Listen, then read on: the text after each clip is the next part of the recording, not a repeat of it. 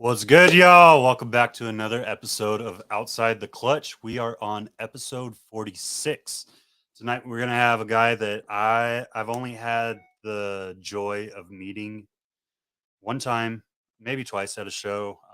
I've really always enjoyed his demeanor, the way he carries himself at a show, and obviously the projects that he's working, right?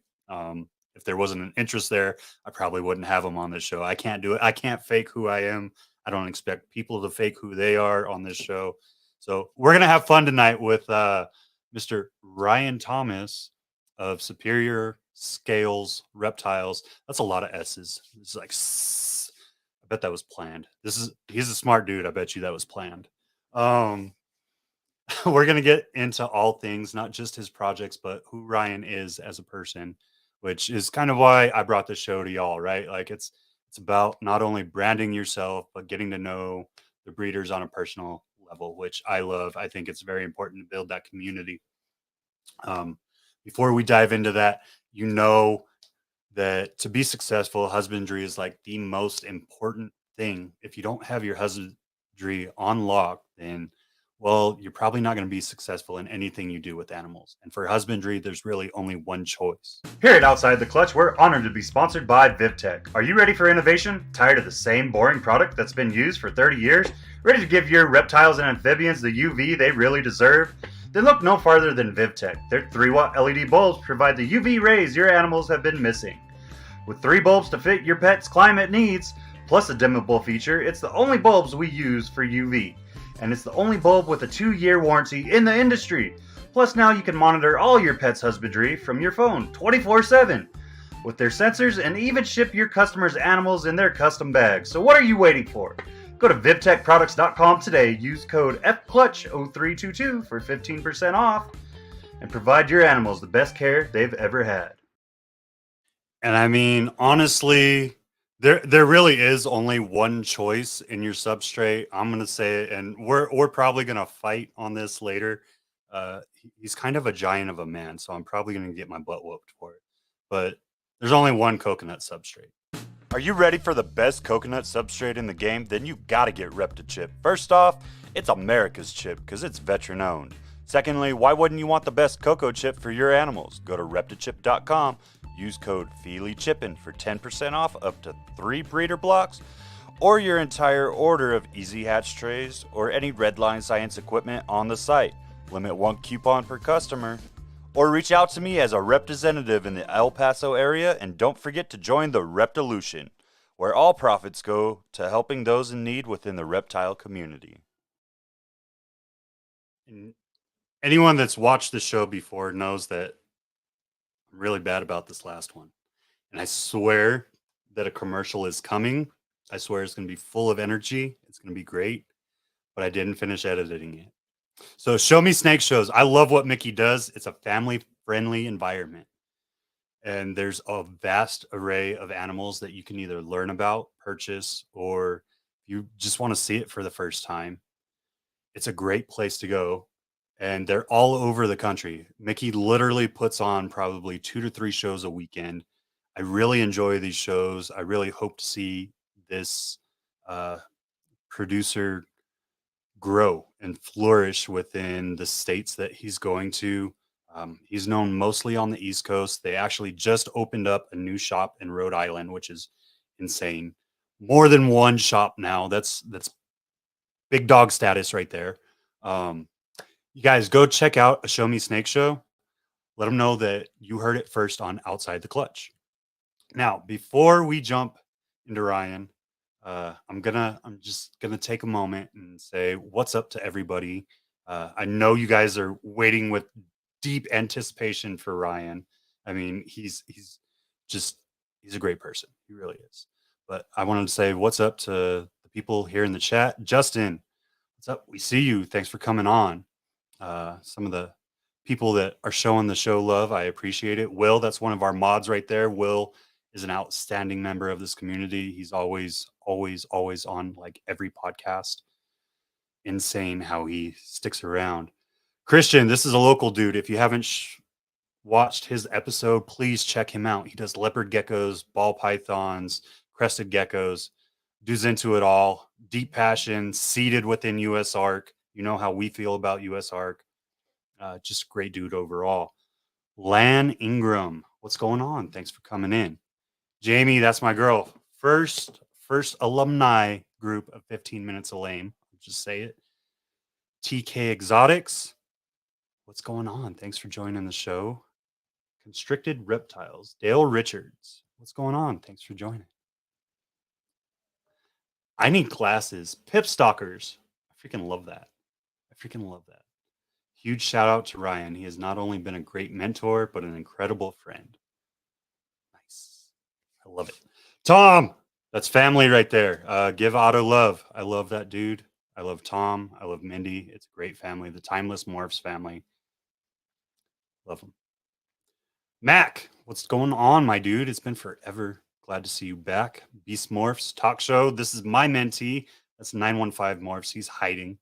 Make sure you give some love to him. Let's see.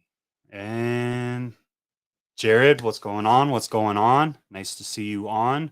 Chris from Iron Dog. I don't know if you've heard it, but he reached out and he said his treatments are over, cancer free. I'm super excited for Chris. I'm glad to hear that. That's been one of my dudes since day one. We've been around for a long time. So without further ado, thank you all for joining. Thanks for sticking around. Let's get to the man you're here to see. Let's talk some snakes. Let's have some fun. Mr. Ryan Thomas of Superior Scales Reptiles. What's up, John? What's going on, dude? Oh, nothing much. That applause was pretty awesome. Thanks. You don't want to hear this one. Like it doesn't sound like anything. So use the soundboard. Make you feel exciting. appreciated. I feel appreciated. So what's going on, man? How you doing? Pretty good. Pretty good. I did see you throw me a little reptile jab there. I didn't know we were going to start off swinging, but man, I mean, I feel you. No, it's all good. I will say something there. So yeah, obviously I'm Team Pro Coco, but you'll be happy to hear this. So I have purchased reptile before. I have used it. No complaints. And the people, literally the reason I got into Pro Coco at the time was because there was already a local rep for reptile, and that was just something I wanted to be able to purchase in larger bulk and also sell to some customers. So, but I always recommend, I say, if you can't get Pro Coco, get reptile. Use one of the two, you're going to be very happy. So I still rep you guys, even though I don't actually rep you guys. Oh, like I completely understand it. It was all in fun. I have no hard feelings with anyone here. It is what it is. JT has always been there for me, like ever since I started. So, and I got very lucky to be a local representative under Andy.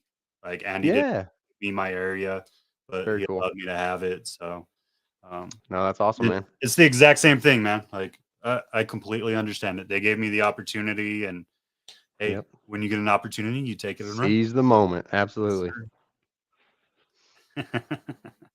So let's talk about you. Let's jump into this. You're not originally from Missouri, although everyone from Missouri freaking loves you, and I got my DMs blown up this week. Nice. Like, oh, he's a local boy. We're excited.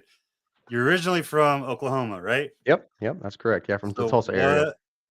What happened in Oklahoma that turned you into kind of who you are? Like, give us a brief synopsis of what made Ryan Thomas Ryan Thomas. Yeah, so I mean, we can talk about the Oklahoma piece here. So I mean, that was where I was born and raised. The Tulsa area, actually a little outside Sand Springs, and yeah, that's just where I grew up. Where I was from. Went to college, came back to the Tulsa area.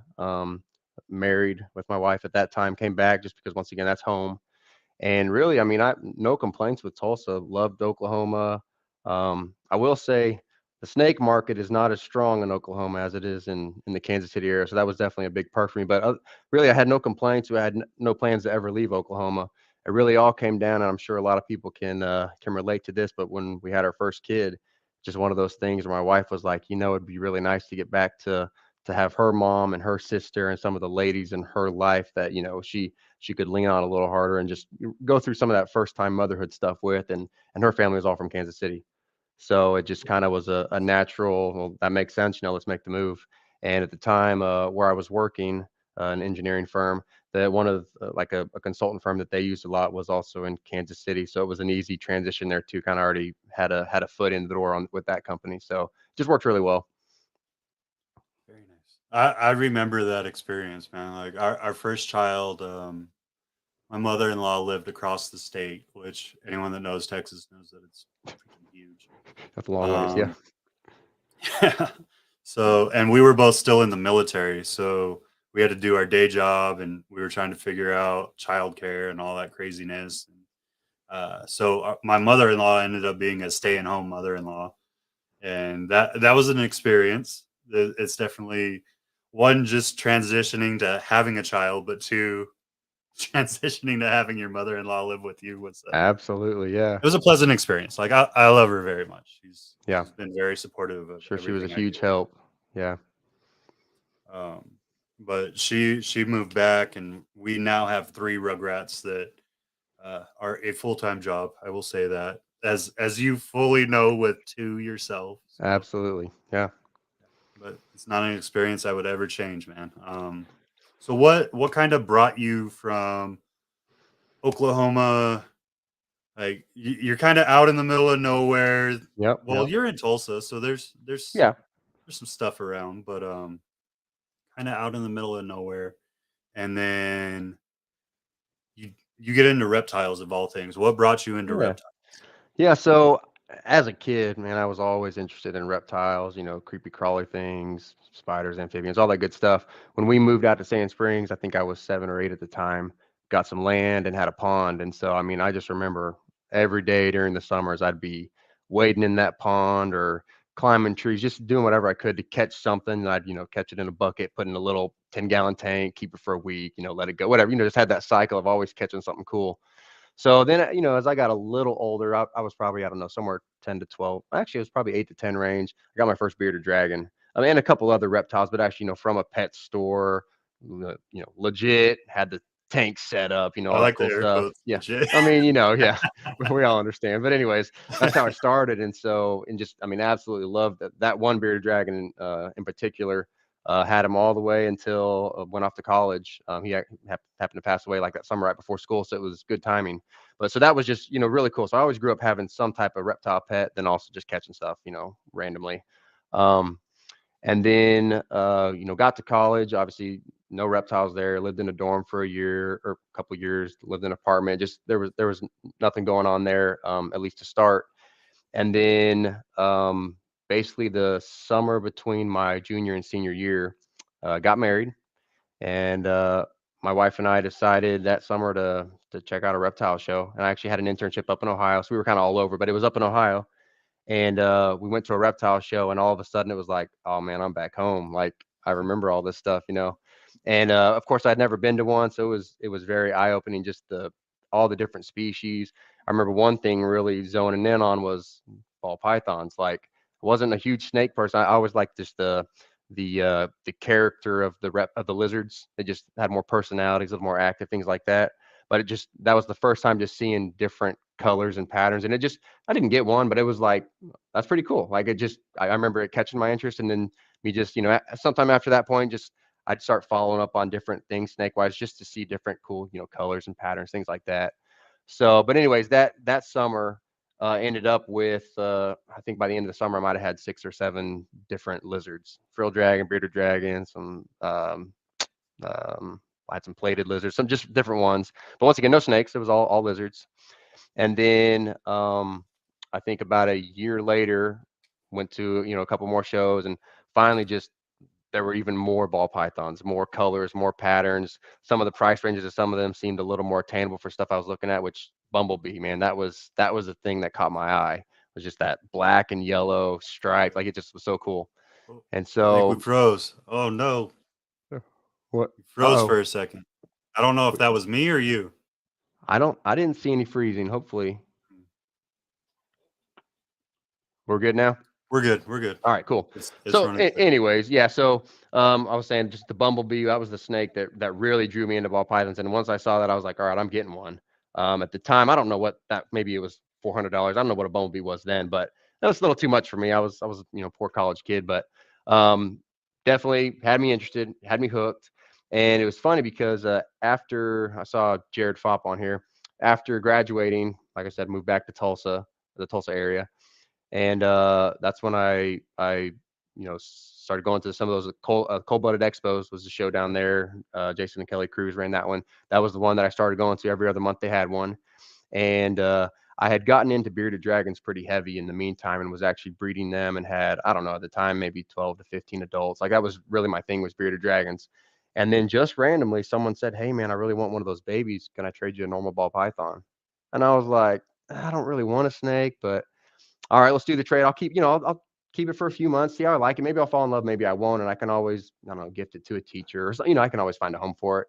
Sure enough, man, I really loved it. It was so easy to care for. It was just cool watching it, move when you'd hold it. It was fun feeding it a live rodent, like all that. It was just different for me. So at that point, like I said, I just mentioned Jared. He was a local guy, and started kind of following him on social media and seeing some of the things he was doing. And he had just started within the last few years or so. So he was somewhat new into it, but still, I mean, way further than I had one snake. And so just watching him, watching his passion, going to more shows, slowly I got a pastel, and then I think I got like a lesser, and then I got another normal. I just started adding these, single gene things. And funny story too. Um, One of my first interaction with Jared is I lowballed him on a snake. He had one for sale, and like it was maybe 175 or $200. I might have offered like 100 or 125. I don't know. It was like $50 less. But at the time, it was like, it was just funny because sometimes we kind of we laugh at people that lowball or offer us lower things, and it's like, we all started there. Like that was my Right. first inquiry on a snake. I wanted to take $50 off. So I always laugh about that, and try to have a little bit of grace with people when they, offer less, even when sometimes it gets repetitive. But it's funny. We all started there. No, I So feel you. yeah, That's that's kind of the rundown on to what how the was the reptiles. Beardy life like, man? Like I've Yeah, heard, so I have one, and I've yeah, had one since we about started yeah, because my wife just fell in love with them, but we got it from another guy in the military had bought it as a baby and grew it up, and he was having a PCS and couldn't keep it. So we just took it in, but yeah. Good question. So like I said, I grew up with the Beardy, so I knew them. I liked their personalities. Loved how fun. You take them outside, they'd puff their beard out in the sun, run around. Like they were fun. they go Um, feral outside. Man, I mean, they can run too. Like you'd be surprised how fast they can move all of a sudden. But I would actually, when I was doing my homework, I'd have him out. I had this little heat lamp set up by my little desk I do homework at, and he would just lay there right next to me while I'm doing homework. He's got his heat lamp on. So, anyways, spent a lot of time with Beardy. So yeah, once I got into after college or senior year in college, and then that started, then for I don't know, probably 4 years or so, breeding them. I mean, it was a lot of fun. They are a lot of work though. Like I said, at the time, at my peak, I probably had somewhere between 12 and 15 adults, which isn't, that's not a lot. But when you're having to chop up various veggies and greens, every morning, and you're feeding to the adults bugs a few times a week or twice a week, and then as soon as you start having babies, man, those things are eating multiple times a day. When they start eating greens, they're messy. And I think at one point I had two different females lay eggs, lay their clutches of, I don't know, they were probably only 15 to 20 eggs, somewhere around there. And then both of them kind of alternating 1 month later and then another month later. So they had three, which isn't uncommon for beardies. So I had three clutches total out of two females, totaling up to, I don't know what it was, 150 plus babies. And I had all of these at one time. It was a lot of work. I could never have enough dubias or crickets. But it was so much fun. I love that part because kids and mothers are not near as scared of beardies as they are of snakes, right? So just the first few shows I've ended having them, or when I would, meet up with people or do educational things at schools, they ate up the beardies. Like that was just the coolest thing ever. So I really like that. They have a lot more positive, they get a lot more positive attention from Right. people outside the reptile community. But yeah, just a lot of fun. They all had great personalities. The breeding, is a little aggressive for me. I always worried sometimes, if that male was going to hurt the female, but it always worked out. And but yeah, it was a lot of fun. Heck yeah, man. So let's kind of jump into something real quick. I have to ask. You have a well-known nickname in the hobby. Yeah. And I think it kind of has to do with the flowing locks there, but you I got the think, nickname Thor. Where did that come from? I honestly don't even know where it came from. It kind of started with, honestly, I don't know if Chandler Hatfield's on. It might have started with him, to be honest, but just a couple close buddies I had would just start throwing that around for fun. And it was after I grew out my hair. And then, as soon as they'll comment that in public forums, on Facebook or on my page, and other people are seeing that, then I got other people calling me that, and it kind of grew from there. But I think it was just one of those, got called one time and then it kind of stuck and then got passed around. So yeah, for me, it's either Thor or I'm also Reptile Jesus. So I've got those two that are pretty equal depending on the crowd I'm with. So it's pretty funny. Fair enough. Fair enough. Yeah, but I do have a Mjolnir hammer, and I almost brought it on the show just because I had a feeling it was going to come up, and I figured I could wave that thing, but I didn't bring it. Is that like the go-to Halloween costume now when you're at expos? Is like just a whole Thor It's gonna have to be. Yeah, I mean, I asked for it. Actually, asked for it from my parents. It was probably 2 Christmases ago. I was like, "Hey, find me a cool Thor hammer." I'm like, I gotta have one, and so I'm gonna have to start bringing it out, I think. What'd the family think about you jumping into reptiles like this? Yeah, so my mom, I mean, she's really supportive with anything. Well, both my parents are super supportive. My dad, though, he grew up and up until I had snakes, he had a really pretty strong fear of snakes. Matter of fact, I'll tell you how bad it was. So one of these summers, when I'm, I don't know, 12 years old or young kid, I catch a legless lizard. I found one outside. I thought this is the coolest thing ever. And it had got to a point, I think, at this time where I didn't always let my parents know what I was bringing in the house and putting in whatever little aquariums I had in the house, because if it was anything looking like a snake or that might escape, it was a no. Or especially my dad's like, no, no, don't bring that in. Anyways, so I got this cool legless lizard. It was probably the coolest thing I'd ever found. Had it in an aquarium. I don't know how long, a few days, a week later, I don't know. I hear my dad screaming and stomping on something downstairs and killing it. I'm like, Oh oh no, no. what happened? He's just snake in the house. He's killing this thing.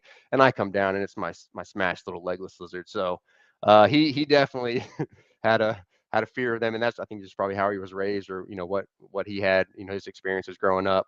But he has come full circle now, and he's very interested in what I do. He'll ask questions. He'll even help me with various things when he's in town now. And I know we'll probably talk about moving states too. But he was a huge help when we had to move from Oklahoma to Missouri. Even so, he got over that just for the just to support his son. So it's pretty cool. Heck yeah. Heck yeah. That's awesome, man. That's a hard feat for some to really achieve, is getting your parents on board, especially when they grew up with that fear. So Absolutely, extremely yeah, awesome you were able to get them to see just the passion, like through passion, yeah, what yeah, it could yeah. be. So And that's awesome. one other thought on that too, how I said, growing up I was into lizards, right? And Yeah. out of college, it's into lizards, bearded dragons, snakes, for that. I wonder if some of that's too subconscious. A lot of it is how we're raised and things we're taught and stuff. So even if I wasn't scared of them, but just subconsciously, I'm like, oh, lizards are cool, like snakes. So it's funny how that can have an effect Like, later on. I don't think he's gonna let me bring this one home. Right, right, right. We're gonna keep that one quiet. Yeah.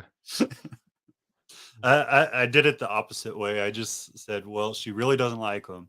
Granted, the only thing around us at the time was venomous snakes, so Okay. I Yeah. understand. Different ball But game. Yeah. yeah, so you're apprehensive on that, right? As every good parent should be. But I kind of I got them from volunteering at a pet shop because she thought me volunteering at a pet shop would ease the want, and then I just ended up coming home with them, and she's like, Just "Oh, enabled you. yep, exactly, exactly." Backfire. Yep. I've never been able to tell myself no. I don't know. It's not a good thing, but That's hilarious. it's good for some breeders, though. They're Definitely. definitely happy. I can't say no. Right, right, right. Yeah, John, let's uh, talk a little bit after this. yeah, Get some yeah, stuff for you. we're gonna have some conversations. Little sidebar. So you started in bearded. You did some frills. What all species are you currently working now? Yeah, so right now I'm 100% snakes.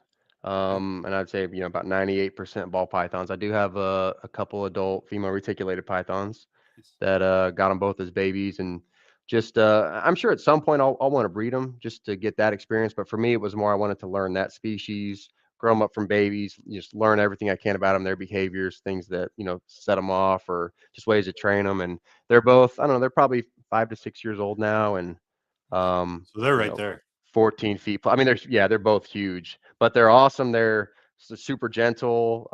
I've never even had a close call of any type of accident with them. But part of that is I'm always on my A game with them. I make sure I'm always paying attention to everything and being careful, but they're fantastic. So got those two. Also got a pair of Angolans. So, hopefully in the future they're like subadults now. So that'll be something I'm very interested in pythons in general. So I got the Angolans and hopefully to work on that in the future. Already bred Woma pythons and have I don't know, Nice. half a dozen or so of those adults. And That's a feat to be able that you did it successfully yeah, without yeah, loss. I've heard a lot of people can have issues with them, but I've had, let's see, it's 3 clutches total, so that spread out over 4 years. But they're really cool, and so, yeah, I hope, like I said, now I've got, a couple more. I've only had 1 breeder female, but now I've got a couple more that are right about there too, so having 3 of them probably by next year will be pretty cool. Okay. So, I like working with them. I've got about a half dozen sand boas. That's kind of a newer thing in the last year. It actually started with my daughter. She went to a reptile show with me and really wanted something, and we didn't get her anything. Well, then the next reptile show when I was by myself, I had a buddy selling these sand boas, and look like little worms. I'm like, oh, she'd really like that, something small to let her grow up. And of course, she named it Sandy. Well, one turned into about 6, within a year. So we've got it, but it'll be a cool little breeding group, and I'm excited to figure that out here. Probably next, maybe later this year. What else? I think that's about else. I used to have a lot of rainbow boas, uh, both Colombian and Brazilian, and they were a lot of fun. The Brazilians are absolutely beautiful. Just I don't. They never really I just couldn't really catch on to it all. And the live birth thing, I like eggs. I like incubating stuff. That was, especially the live births when they wouldn't come out alive. Like that was hard to see. And I don't know, I just didn't like it as much. So I don't have any rainbow boas anymore.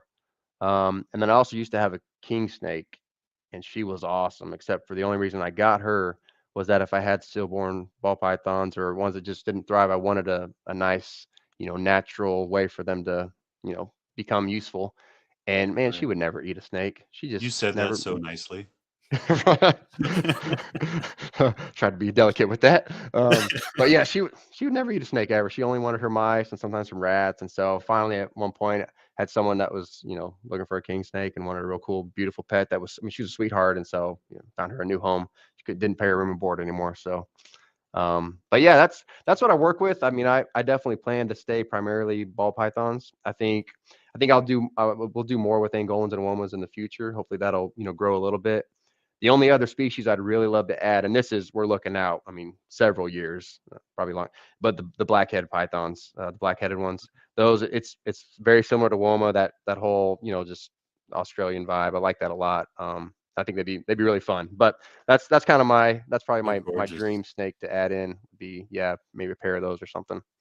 Get some xanthics or something. Oh man, they're beautiful. Yeah, Right. yeah, yeah. If I'm gonna have a pair, I might as well go all out and get the pair. So just get you a real pair. right, yep, exactly. Oh, man. No, that's I really thought with the way you said it, you were gonna say like bull and I or something. Eh, But so let's jump into it. You made a decision. Are you full time with breeding now, or are you still? Nope, nope. Okay. I'm still working. It's one of those things where always trying to figure out the right timing for it, and Right. definitely. I mean, I've got things in the right place now. Everything's pretty well lined up. The thing that's got me now is just paying attention to the economy. Having a very secure job just feels nice when there's a little uncertainty. I don't have to depend on the snakes at all. Like I can just enjoy it, let them, that can take a lot of joy out too if it Right. becomes where it's like, live or die. They got to pull me through here, so I don't have to worry about that yet at least, but that's definitely on the radar. I would absolutely love to really pour more time into it. Um but yeah, not quite there yet. What do you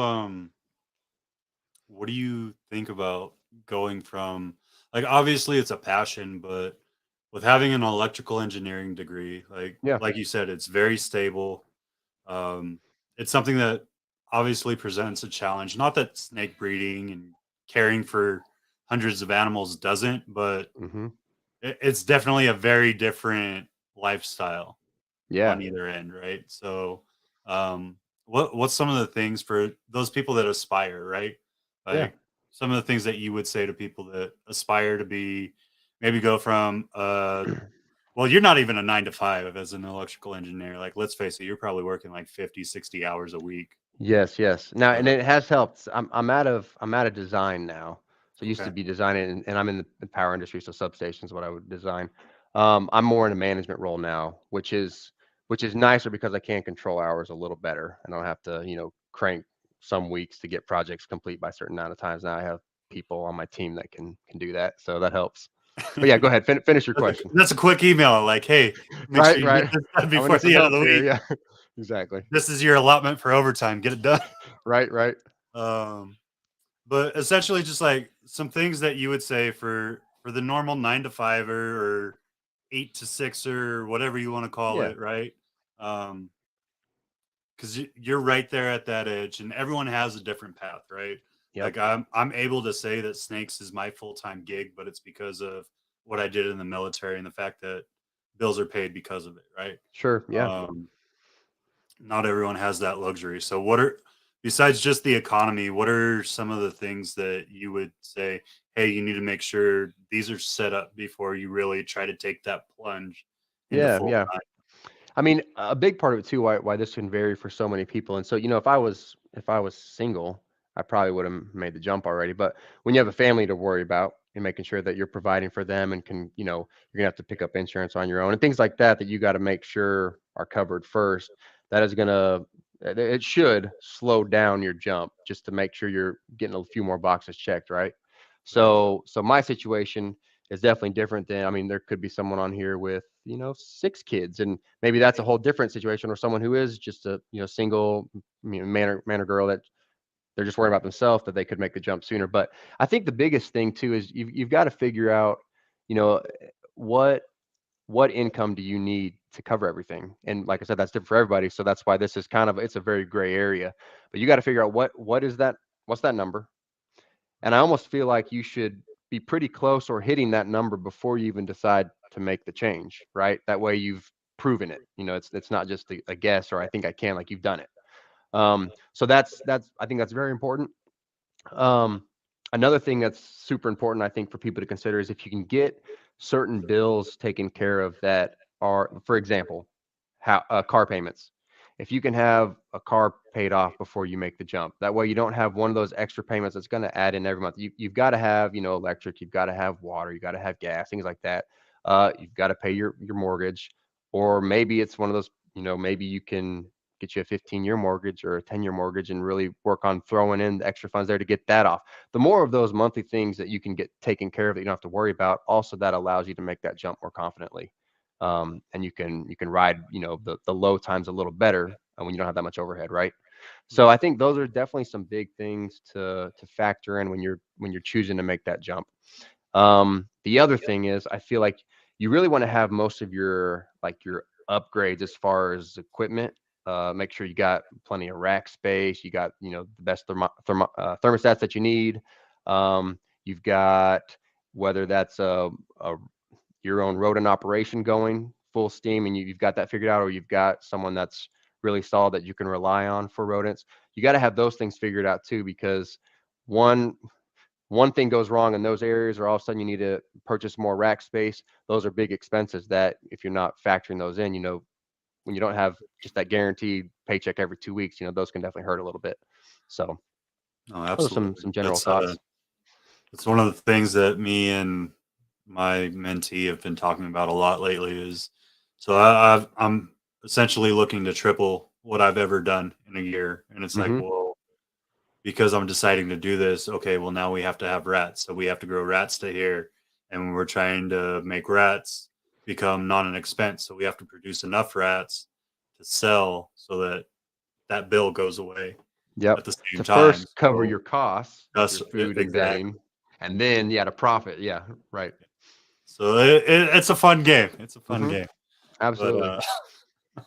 And I think too, the other part is you just really, really think hard, when you make that jump, what is going to keep your joy in it? Because things can get more stressful. When the economy's great, I mean, you'll be living good. But if the economy dips a little bit, which it's always a cycle, those are things you're going to have to. Are you willing to let go more snakes that would have been holdbacks? Are you willing to tweak your projects a little bit to give you more things to sell because you're not going to necessarily be able to focus so much on what you're keeping for your own? Those are different things you're going to have to factor in too and make sure you're good with them. so what's one of the things that you would kind of say, because you've been around the industry long enough, you've seen ebbs and flows, right? Mm-hmm. With seeing that, what's some of the things that you would say for those that are just now seeing this? Like I'm not going to say, and I've said it before, I'm going to say it again, I'm not going to say that it's going into a recession, whether the industry does or not. That's not on me. I think there's like verifiable points where we could say yes, it is in a recession or it's not, right? But Sure. it really falls upon the breeder themselves too. Like Yeah. you're gonna have people that, even though the industry's in a recession, if that breeder's not in a recession, they're still going full bore. Yeah, absolutely. And I'll make this is just an encouraging thing, to mention to people. So this is the importance of building, your brand and more importantly, your personal reputation. And this, in my opinion, starts in your local community. That's where it should start. If you don't have a good rep in your local community, I mean, it's hard to think you're going to have a good reputation across the states, right? Or all the Right. shows and whatever. So, but even though, I mean, and I can definitely see things are trending a little downwards with economy things, with sales overall, things like that. But in January, I actually hit a record sales for number of That's snakes that I awesome. sold. I mean, record ever since the beginning. Now this wasn't record price, right? Because some things they're a little lower than they were, but record number of snakes, and that really all comes down to people wanting to invest in what you do because either you're investing in them, or like I said, you just got a good reputation. They know they can trust you. They like the projects you're working on. You've marketed those well, things like that. So that really is one of the biggest things to fight a recession is before that ever build your brand, market yourself, treat others right, and those people, they'll come back. They'll want to buy from you or learn more from you and be around you. No, absolutely. I love that, man. I think a lot of people go about it backwards. They think they're just gonna breed and sell, and I'm not saying it's not that simple. Sure. Like people can definitely just breed and sell. I see it daily. They might not get the asking price on it, but they can breed and sell. And Hmm. some of them just do it for fun, and it is what it is. Like if that's what you like.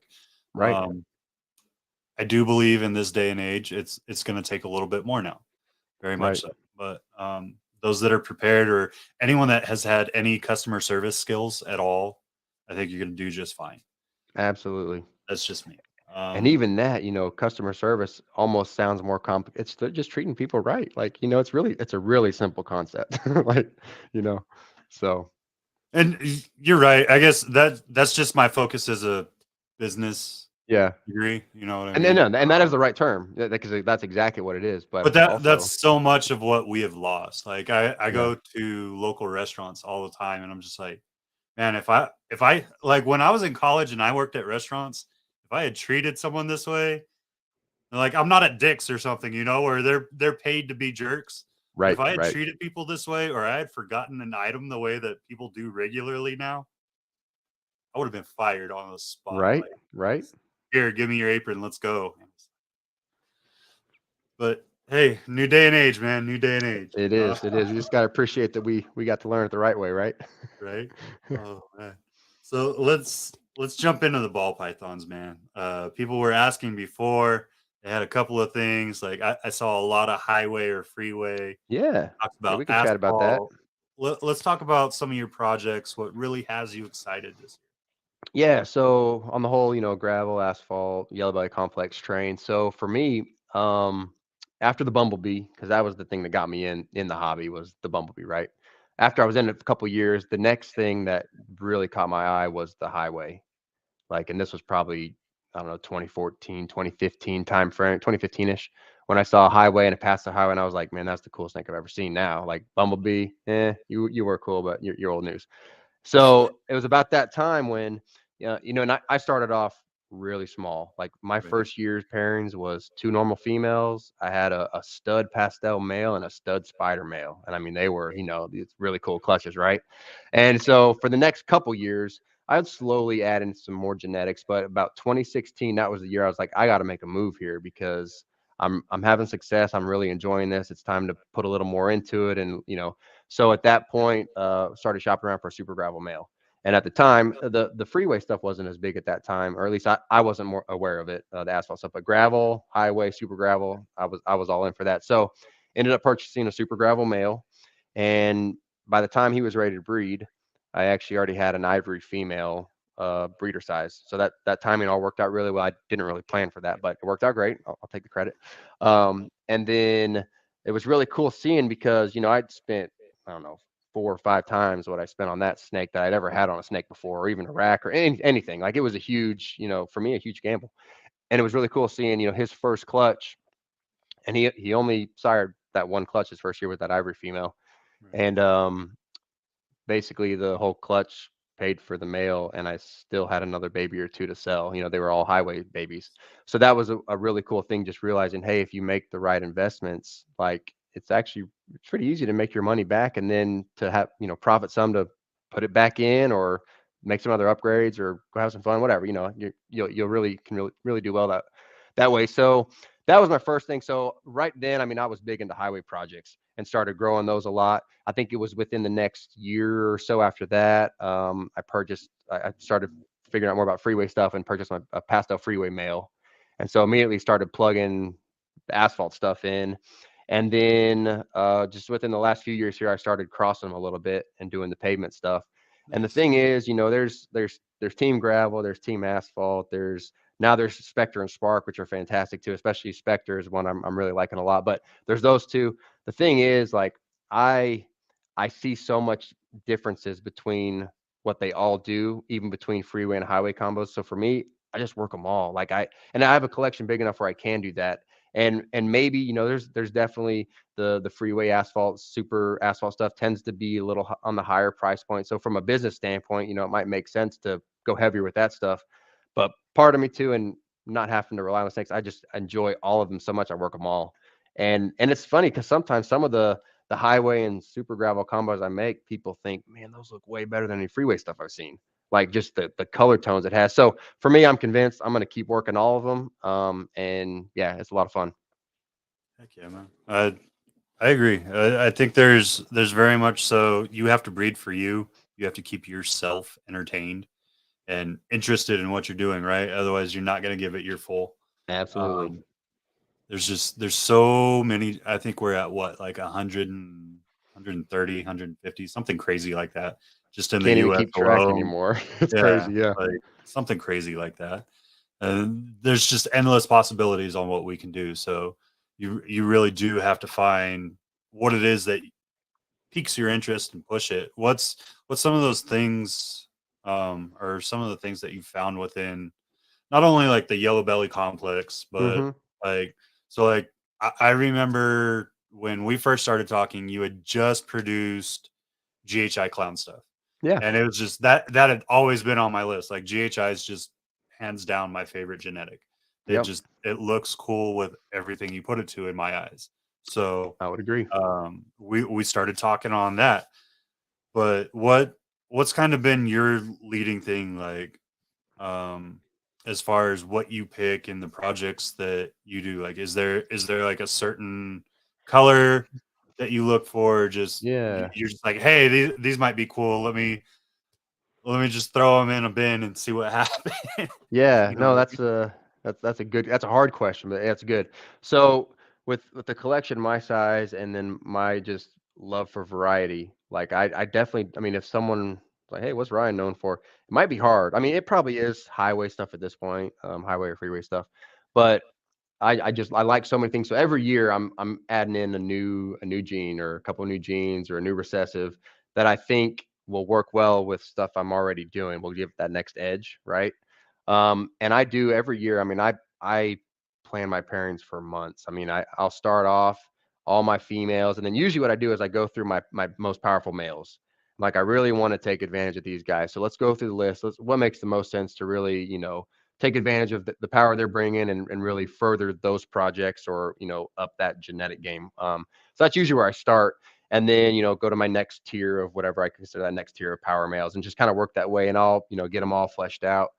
And then it might be a couple weeks later, and a quarter of that will change, because it all comes down to how certain males are progressing. Maybe one's not as big as I thought he'd be, so I'm gonna have to back off some of his load, or maybe certain females even aren't progressing, so now I got to take off a couple power females from the power male, then move a couple females up to him. So it's this constant shift. And so and it really does come down to, number one, I think my number one goal when I'm picking pairings is, what do I want to do for myself? So what are some things that I want to try to hatch out? And, I know I might not hit the goals, or I may not even get clutches for these, but what are things that I feel like are going to be worth me pouring 3 years into, potentially growing up, to add that next little spin on this project that I won't necessarily be able to buy, or or when that unique things comes around, like I might not be able to buy right then, and then it's gone because it just has that unique enough spin to it, right?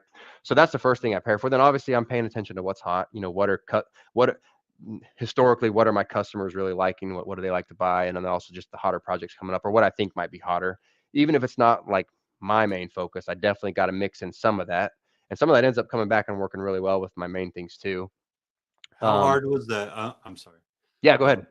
How hard was that to kind of start viewing trends? Like, was it something where once you started pushing it out there, you really started logging, or was it just one of those? Well, I tend to see these go fast. Yeah, I mean, yeah, part of it, I've got an engineer brain, so I track things really well just in my head. I can kind of see things, but a lot of it is, so I've been in this, I mean, had ball pythons the last 11 years, but pretty hard the last 9 or 10 years, really watching things. And so I talk to enough people and have enough customers that even with that small niche, I can see what people that are following me, what are things they're interested in. And then I kind of match that when you look at, the big dogs in the industry, things they're doing. Well, those are going to get marketed the most. So you got to sprinkle some of that in, because that's what Yeah. everybody's watching on YouTube. They're going to want some of that in their collection. Now, the trick is, though, you can't chase those projects exactly, in my opinion, because if you do, you're always going to be in that shadow, and you're not going to win. I mean, you're not going to have the same publicity. So take some of those ingredients and then try to add something else to give it your own spin that gives it a little more uniqueness, right? What's if you would say right now, what project has you, not necessarily like an overall project, but like what genetic, I guess, is what I meant to say, has you the most Yeah. excited right Um, so for main genetics, it's probably a toss up for me between mahogany, stranger, and acid. And it's because of the darkness that mahogany can bring to certain combos that I really like. Stranger brings the same darkness, but also it does a little bit different stuff with pattern, which I really like too. And then acid, once again, it can be really dark or really bright, but it does stuff with the pattern. So it gives you those different looks. So those, like, as far as like core genes and projects, those are definitely probably my top three. But some of the more subtle things, yellow belly complex, I mean, that's sprinkled into almost everything I do in some way or another. And that's just because you can't get the, um, what's the word I'm looking for? now? Can't Just get enough. that extra level of, yeah, that's really it. Yeah. The Just that contrast, extra like level of it does intensity, so well with contrast. brightness or blushing or flaming, whatever it is, that always kicks up any combo you put it in a notch. And obviously you got to make sure you're not making white snakes, right? So be careful with the pairings. But I think if you can get that single dose of one of those complexes in a lot of the combos, it really only enhances it. So that's I mean, definitely that's like my base thing in almost all my projects. And then I think special is another really nice. It's starting to get a lot more attention, but it's another really nice enhancer gene in combos. And once again, don't make the crystals or the super. Don't go that basic route, but sprinkle just that single dose into stuff, and it's really showing some cool stuff, and I think has a lot of future potential for projects. And I think a lot of people fall asleep on those, man. Like Yeah, some of these they're just not genetics that impressive we've just by had themselves. along for so long. Yeah. Yeah. I mean, we all saw the pin pay that Justin reposted. I mean, he already made one, but another one, right? Pinstripe. Like almost everybody hates pinstripe, but sure enough, like that combo wouldn't be I what it is still without love pinstripe, it. you know?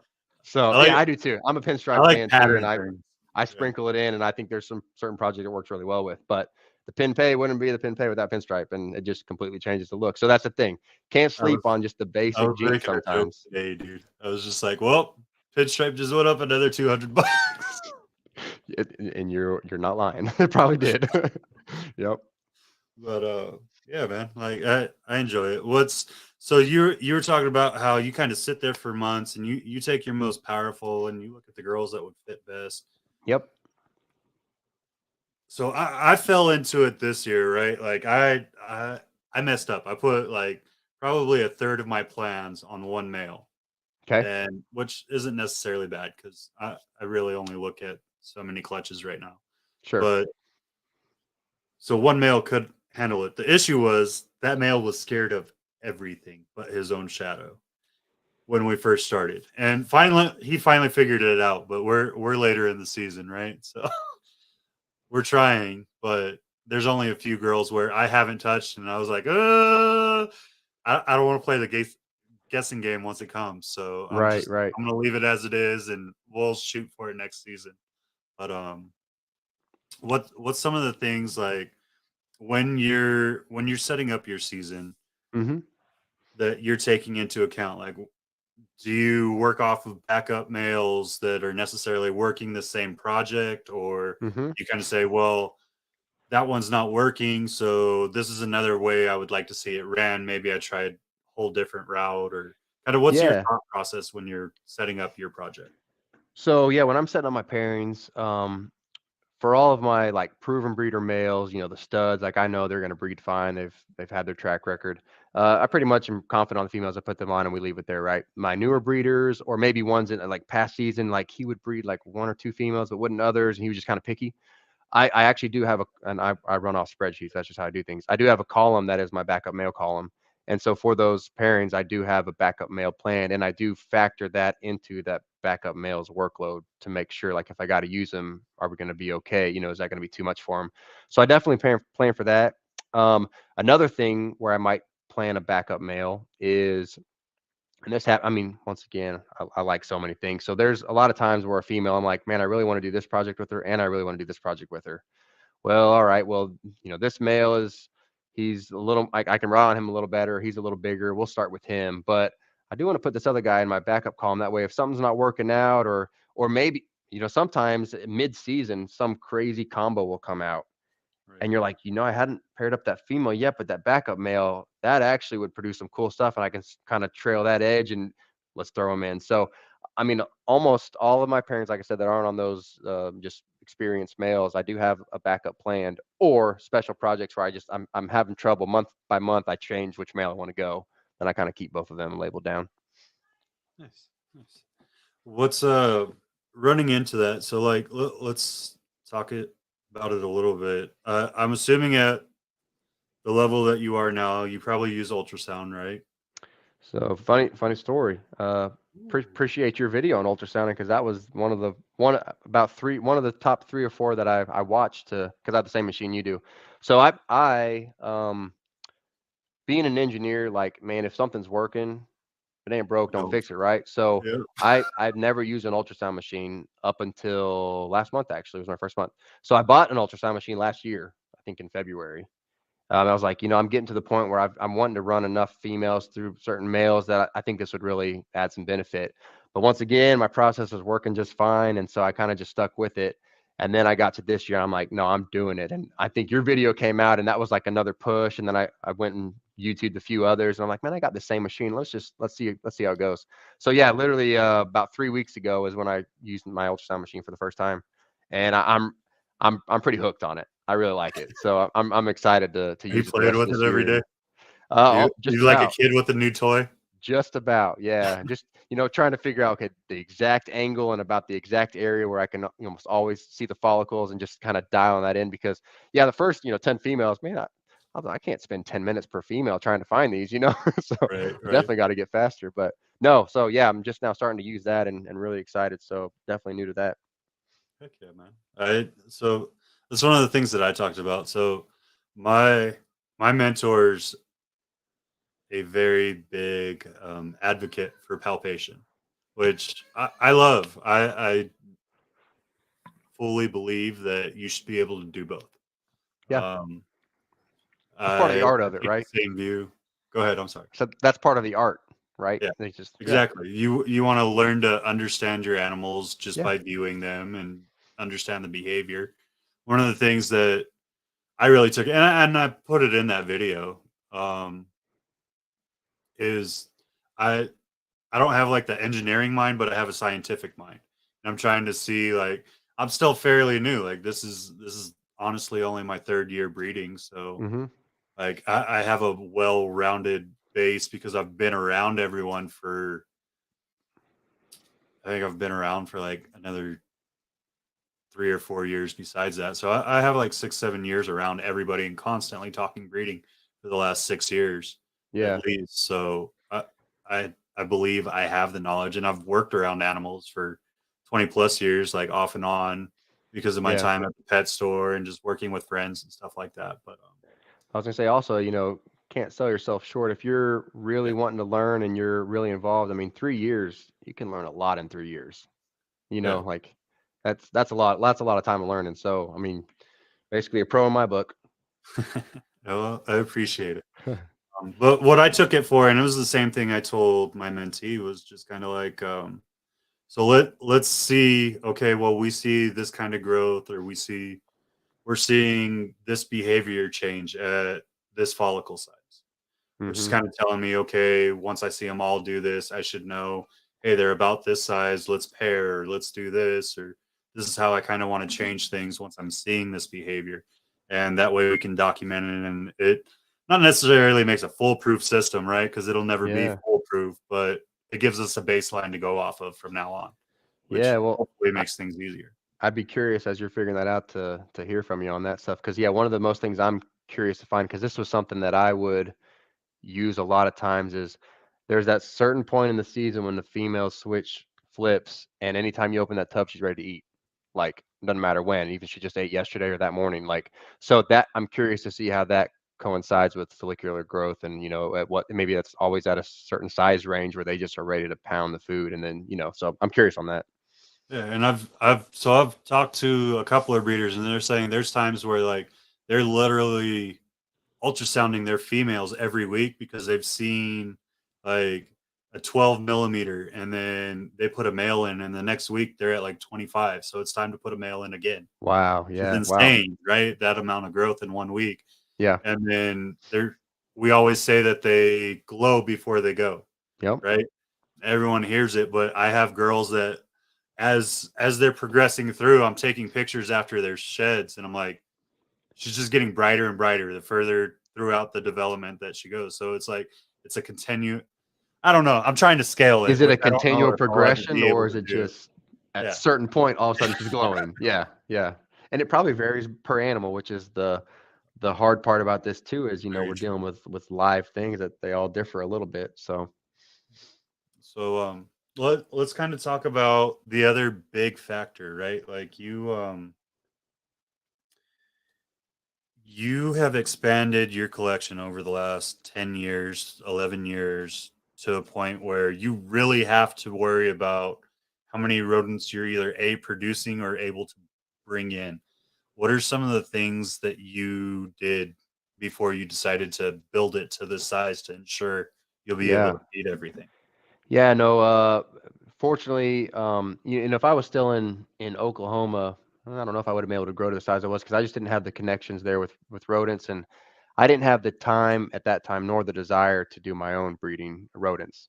For me, it's like I'm doing this because it's a hobby, it's fun, and that would probably take out some of that fun. So didn't want to do it, right? The time is a big factor for me too. So, anyways, but yeah, moving to Kansas City. So when I moved to Kansas City, this has been about 4.5 years ago. um, I'd say my collection was uh, at least half the size it is now, maybe even less than that. So I've definitely grown a lot. And part of that was I made a real good friend up here I mean, he used to breed rodents on a very large scale. I mean, he used to supply Mike Wilbanks weekly thousands of rodents, so he knows how to do it, and he's very good. Gives me some really competitive bulk pricing because I mean, I may buy 600-700 rodents at a time, so he's just, and I can count on him, and it's been 4.5 years, and there's maybe only been a couple of times he's like, let's make a little smaller order this week, or let's skip 1 week and we'll pick back up, which with ball pythons is no big deal if you got to do that every once in a while, right? It's just when it's a continual thing, you're going to start running into problems, and your adults aren't going to be ready to breed, and babies aren't growing, things like that. So that was a real big thing for me, is just establishing that connection, someone I could depend on. Also used to have a really good person who would then breed mice for me as well, since I used to start off most of my babies on mouse hoppers. They just seem to take more to those with how bouncy those things are. And then after a few meals, I'd usually bump them over to big fuzzies or rat pups. But so that was a huge part of my operation too, was just knowing I had that. And he always had the numbers I needed, no matter what it was. I mean, 300-400 hoppers at a time, he'd have them every week, just whatever it was. So that was nice. As he started fading out, or getting out of that business, I've had to supplement it with, so that's the thing. I don't have those consistent now. I've got to kind of source those out and get those when I Right. need them. So now I'm just getting things on rats as quick as possible. Also started for my own self. This is part of it, was continue the hobby, grow a little bit. I also started breeding ASS for myself. And part of that is to have a supplemental feed when needed. Part of it is I can breed them in the same facility I have, and they don't smell, which is incredible. They're cleaned weekly, and they just It's don't ever crazy, smell. right? And yeah, so it's It's fantastic. crazy So to have a so rodent that doesn't stink. I mean, it blows me away. So that's a really cool thing.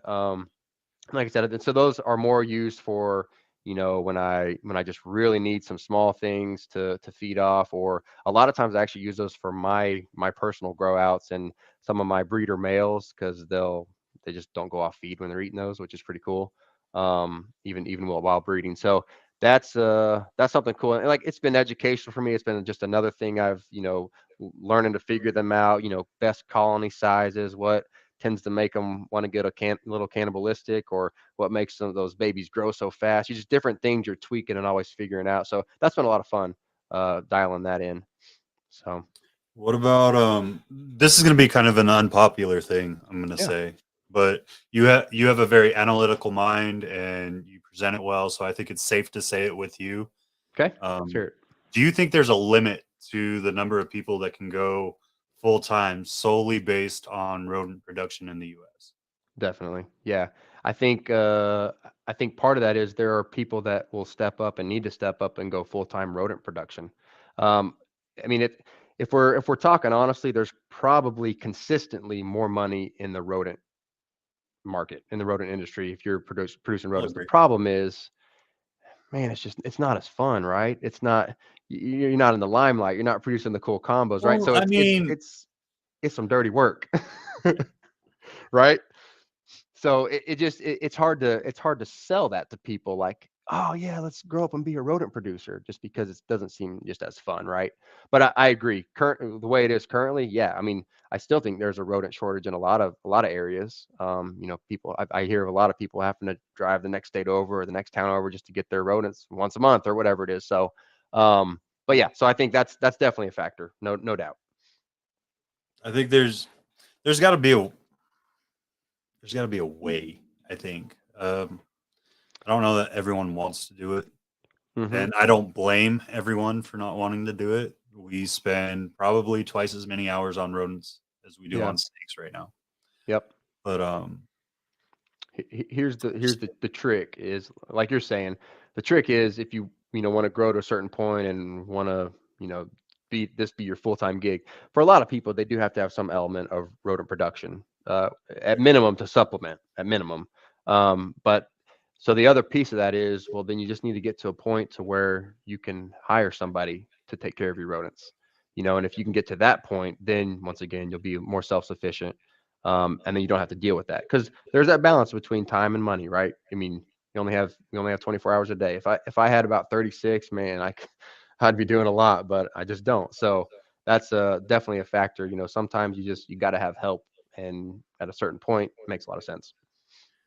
That's another thing we should probably jump into. Is so like all of even the bigger people in the industry, right? Like the Will Banks or the Kabilkas or Billy at Mutation Creation or what have you, right? All the big names, they still have managed to figure out how to, I'll say, assemble a good group around them that puts out the effort that they need. But sometimes it's hard to find that, for one, but Mm-hmm. two, um, for a lot of people, especially when you're first starting out, like if this is your first experience at trying to do business or anything outside of just being an employee, it's very hard to get people to kind of release some of that power or the responsibilities because you want it done your way.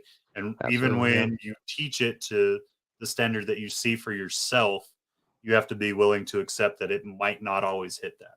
Sure. Sure. Um, what's for you? Are you at that point where you're maybe looking at that, or Yeah. are So yeah, you like that's a what good are topic. some of the considerations for you right now? Yeah. So I actually have what I would consider a full-time employee now. Have for I don't know. It's been at least the last year and a half, maybe coming up 2 years now. And she was actually she was on earlier. I don't know if she still is, but Nikita with Pip Stalkers, or Nikki. Yeah, I mean, not only a employer, she's honestly part of the family now. So she's incredible. Couldn't do what all I do now without her help.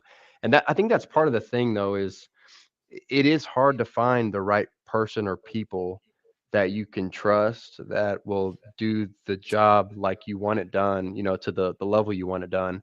And it is hard to turn over some of that responsibility sometimes. But I think one of the things is, being who you are, you're going to attract certain people to you as well, right? So I think that's a big consideration. The other piece of it is sometimes you just luck out and just really find, the gem of a person that can just really help you out and let you take things to the next level because they can care for whatever this part of the business is that you need help with. So yeah, I mean, she's been fantastic. She, I mean, she does exactly what I need her to do and then some. And I feel like every few months, every 6 months, we're adding kind of a new thing, a new thing to her responsibilities. And she just continues growing. And matter of fact, I mean, we're going to get to a point where she's helping me ultrasound all the females once a month. Like she's at that level where she's just continually doing a great job. I love that. I thought you got nervous. I thought that was the wife or something. You were worried about what you were about to say. No, no, no, no, no. I'm just giving you a hard time, bro. Ugh. My wife Oh did just man. hop So on here, let's so we're let's good. kind of jump into it. You've done really, really well at creating a brand. It's very much sticks out. It's something that people get behind. You're very much in touch with your customers, which I love. I don't think there's ever been a time where I've kind of reached out and I had to wait for an extended period of time. You know what I mean? You're Sure. very good about getting right back to people, regardless of what it's for, which I love. I think more people should take that approach. But let's kind of talk about your brand, why you chose the name that you chose, and like what Yeah. things kind of are encompassed in what you've created. So I will say just real quick to touch on getting back to people promptly. I think that is so important, and I will confess something. So early on, man, I'd get back to people like immediately, like it was like I'd be ready, right? Now I will say, I mean, there's times where it might take me a full day or sometimes even longer to get back to people, and that's just because the number of messages I get now, and sometimes it's like, I'm at work, I get home, I got my family, like I gotta carve out little times, and then it's like, man, I'll rapid fire get back to a big chunk of those messages on this time, or got to take a restroom break, and I'll hop, get back to a few more people there. So it's not quite as fast as I'd like it to be now, but I really pride myself in being prompt and getting back to people and showing them attention and just helping them out. So but yeah, so back to the brand. So man, this was hard for me. So I'm the type of person that, matter of fact, so I don't have any tattoos, right? I really want some tattoos or some different. I can't ever make up my mind. Like I want this, and it changes into this, and I might not like that in a year, so I want to change it to this, right? So you can imagine coming up with a brand and like a logo, trying to figure that out. It was pretty hard. But it came down to, and I heard you in the pre-show part there. You kind of hit the nail on the head a bit. So for me, at the time, so this was I think back in 20, I don't know when it was, 2014 or 15, I think is when I came up with the name finally. But for me, like superior, I needed that word in there. So something about it, it was like I think part of it was doing the whole like Python Regis, royal Python, like superior just seemed like a royal, regal kind of like at the top adjective, right? So I wanted that in there, and then I'm like, well, I always like the catchy names that like play off the same letter, right? And I'm like, well, S and snake, like okay, that actually makes a lot, we're getting there with the hiss sound, right?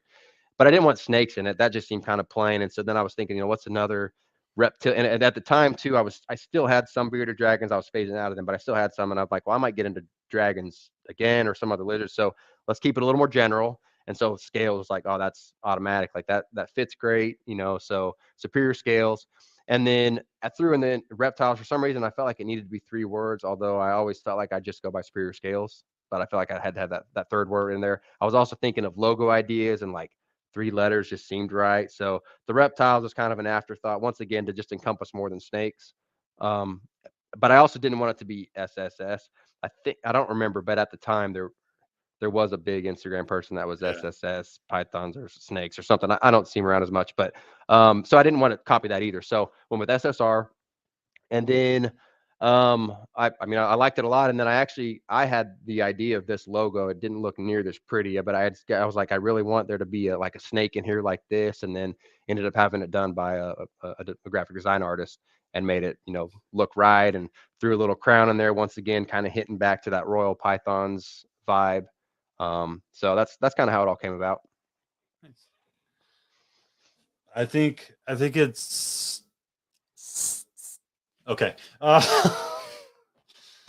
Okay, it was a bad dad joke. I'm sorry, guys. I guess no one picked up on it. What'd you say? I didn't I hear. hissed through it. Uh, but I think it's original, man. You don't see too much where they do that. That's very much so where I came through with our brand name, and then now I'm seeing versions of Clutch pop up everywhere, which is great. But it Sure, is what it is, sure. Like I feel like a trendsetter because of it, because I Hey, had never seen anyone put Clutch within their name. But that imitation was is the sincerest form of flattery, right? I mean, they're just wanting to be like you, exactly, John. exactly. Oh man, So I have to I pause real know. quick. I I see my did wife. it bad. I did the dad joke wrong. It's okay. I see my wife is in here. So Katie Ray, that's my wife. So I do want to give her a little shout out too, because I mean, even more so, I wouldn't be able to do what I do without her. So she's not as involved in the snake scene and all the different breedings and all the shows and stuff. But and I know we'll get into shows too that I think we'll get into shows later that I like to do. But a lot of that comes down. So we do have two young kids. At the time when I first got into this too, she was a teacher and a coach, which high school teacher and basketball and soccer. So later on, soccer coach, and I mean that takes a lot of time. So that was pre kids, and then once we had kids, then she's the stay at home mom, still working some side jobs. So she just keeps a lot of things going in the house, even when I'm having to spend a couple hours a night or time on weekends doing various snake things too. So she's definitely the MVP, and I know we're starting to get things I think aligned with the kids are growing up a little bit to where hopefully we'll all the whole family start getting more involved in that kind of stuff too as the kids are getting a little older. But yeah, definitely she hides in the shadows, but she's a huge part of what we do as well. So I want to kind of jump into that because it's called you guys homestead, right? So you're Yeah, yeah, essentially yeah. doing everything just through you two now, or do the Yeah, kids so attend school, or is she schooling them since she has yeah, the yeah. background? Or So our kids, our oldest, they're 2 and 5. Our oldest is just finishing up preschool, okay, and she's in an actual preschool. But the plan is for us to homeschool. So for kindergarten, with my wife's background in teaching, I've got all the math stuff. We got to dive into that at a later time. I mean, I can help out with any of that, any level of that. But my wife's goal is she just really has a very like a holistic approach to education, where it's not just these, all this useless stuff in books, which, I hear jokes all the time. It's like, well, basically, things we're not taught, how to do our taxes, or Yeah. all kinds of stuff that just would be beneficial. So I think just being able to figure out our own curriculum, but also mold it to, both of our kids are very different. You can tell they're wired differently. They got different interests. Yeah, they get into different things. Like, so being able to even tailor that to their differences, I think is going to be really, really beneficial. But yeah, and then as far as the homesteading side of it, that's something that my wife really takes on. That's kind of her big passion. And she has the kids involved in as much of that as they can. And I also am involved to a smaller degree, usually when it comes to building things or repairing things is my contribution. But with, we got chickens and pigs and ducks and things like that. So it's kind of like a very small, miniature farm. But I know she has plans to grow that into more, she does a lot of gardening, things like that. So that'll definitely continue growing, and she loves it. It's great for the family. We benefit a lot from it. So Okay. I mean, it all ties in. absolutely. Yep. That's very much so one of the things me and my wife have always wanted to do. We've had aspirations to do. I'll say we sometimes lack the motivation, but we're trying to get better about it. Yeah. We've attempted 2 gardens here, and anyone that knows the El Paso area, it's not meant for growing things. I have a feeling that's pretty arid, like a little tough. Yeah. Um, I'll say I've been dumping the last couple of months of used Reptichip into the ground to try to bring any sort of um, Nice. nutrients into the ground at this point. But Nice. um, it is what it is. You make do with what you have. But I really enjoy it. Homeschooling is one of the things we do with our kids. I found a struggle with it. I am not very much a very focused teacher. I'll say that. Gotcha. So like Gotcha. I do the simple math for them, and I'll do like the numbers, and I mean all my kids are fairly young, so like my oldest is only in first grade, so it's Nice. not it's not difficult yet, but it's definitely gonna try to get there. And then my younger two are kind of catching up to where older brother is, so that they're gonna, which may be a defect because I had an issue when I Hmm. was a kid growing up. So my older sister's 2 grades ahead of me when we were growing up, but we were only a little over a year apart. But I fell in where like I wasn't old enough at the fall portion to where I had to wait till I was 6 to start, right? So essentially I was 2 grades back. Gotcha. But I did all the work with her. So by the time I got to school in it, I would sit in the class and I would give the answers, but I wouldn't do the homework because I was like, I already know how to do this, You and already I've know it. Yeah. already proven that I know how to do it. And here's the A on my test, but I don't want to do your schoolwork. So I got in trouble for it all the time. But And see, and there are a lot of kids wired that way too. Like, and if you can tailor that homeschooling to, I mean, if they know it, like what's there's no need for the busy work, right? right. And I think it's great that you guys have so much going on because you literally have a way to kind of tailor your lifestyle into their education. So like the animal sciences, that's gonna kind of fall on dad, and well, I guess mom a little bit with the chickens and stuff too, right? And Definitely. then like Yep. Definitely. as everything grows, it's genetics, everything, it's all tied within. So that's great. Yeah, and we really love traveling, like short travels. We got a camper. We like to go, camping in places, and that's been hard with how young the kids are. But now that they're getting older, once again, homeschooling really facilitates that as well, because you can head out for a few days. They can still get in their lessons or their studies, and we can be away from the house. So, And I saw, so you brought it up, I think it was on your Facebook, but your Christmas was very eventful. oh Like, God, you had one of the most eventful Christmases you have had in years with everything. tell you what, man. Yeah, we just give a little rundown for the people that didn't see that. Just high level stuff here, and then you can imagine all the fine details. But we had planned, we never travel for a long period of time just because we got so many animals. That's the main thing. A lot of things you need to care for. Fortunately, we got Nikki in our lives now, and she can help out with a lot of that too when we're gone. So that's super helpful. But anyways, we had planned to spend this magazine Christmas in a cabin, like, just what you might see in some, I don't know, Hallmark movie, right? But it was just something real peaceful. And we're gonna have, my side of the family come in too. It's gonna be in like Southwest Missouri, kind of close to Branson, but about 45 minutes from there. But anyways, and it was just the most perfect cabin with a nice wood burning fire in there with, all the wood was supplied, and we were just having a great time. We're gonna be there for, I think it was like maybe 4 or 5 days total. Okay. Well, sure enough, I mean, you got to understand when you're traveling with young kids, we're planning a 4 or 5 day trip, and we got to plan for way too many animals that we have, and making sure they're all taken care of, and we got, different things figured out for them. I mean, it probably took a week to plan all that, right? So we got it all set out. We leave the house nice and early that first morning, and we drive. It was about 3.5 hours to the cabin. We're literally like 2 miles away, and we get a call from the owner, and he's like, "I'm sorry, water's frozen. We won't be able to have any water. You guys can stay there, but there won't be any water." And we're like, "Okay, we got kids, and we're gonna need toilets, and we're gonna need like that's not gonna work." So he says, "Well, that's fine. I got another rental. You guys can borrow if you want. Water's working there." And when we showed up at that, and it was just like a mile away from the cabin, it was literally just like the most plain, like, 2 bedroom white house, like, just nothing special. And I turned to Katie and I said, "If we wanted to spend Christmas in a house, I think we would have just stayed home. Ours is nicer, like, and we don't have anything grand, but like, yeah, we would have stayed home." So that wasn't going to work either. So we ended up driving all the way to Tulsa to spend Christmas with my family, which ended up being really nice. We had a good time. And then some random things happen there. That's a lot of driving for little kids, so we had all kinds of incidents. But anyways, we decided to head back home a day earlier than we had planned, and sure enough, we get back home. This is late on Christmas night, and one of the first things I do, for whatever reason, I go to turn on the kitchen faucet. I don't know what I was doing, filling up a cup of water or something, and we got no water pressure. I'm like, "Man, that's weird."